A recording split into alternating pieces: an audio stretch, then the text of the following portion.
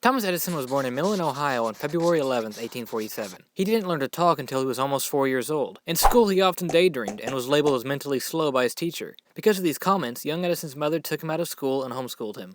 In 1854, his family moved to Port Huron, Michigan. Edison sold candy and newspapers on trains. He became a telegraph operator after saving the daughter of a station agent from an oncoming train.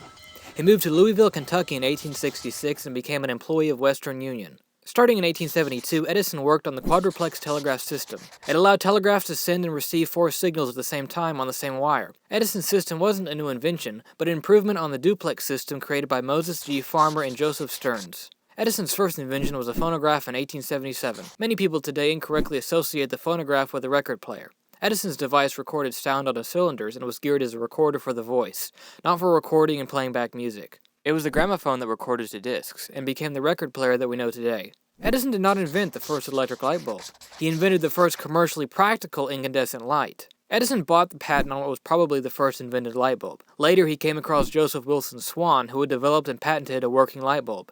Edison made Swan a partner and eventually bought him and his patent out, giving him full ownership of the patent. Edison patented a system for electrical distribution in 1880 in order to capitalize on his electric lamps. Edison used direct current to power his system, which had its limitations, and when these limitations were made public, Edison launched a propaganda campaign to convince people of the superiority of direct current. This War of the Currents, as it was called, brought in the involvement of Nikola Tesla, an inventor and rival of Edison who had created the alternating current power generator. Alternating current eventually proved to be a better system of transmitting power. In 1888, Edison started working on inventing a motion picture camera. Edison passed on the work of creating the camera to one of his assistants. Edison himself had very little involvement in the invention. On May 20th, 1891, the kinetoscope and the kinetograph were revealed. Moving images were taken with the kinetograph and shown through a peephole on the kinetoscope. Some of the things that Edison filmed with this early motion picture camera included a man doing tricks on his single-gear bike and 2 cats boxing with each other. One of the lesser-known ideas of Edison was concrete furniture.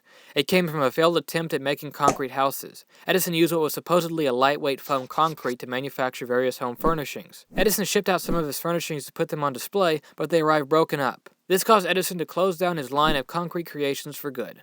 Many today consider Edison to have been an atheist, but this is not true.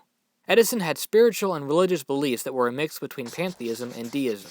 Thomas Edison never really invented major breakthroughs. He took credit for the inventions of others, and most of his patents were modifications on already existing ideas. Edison was, however, a very good businessman, and used his business skills to improve on current ideas instead of inventing new ones. Edison died of complications of diabetes on October 18, 1931.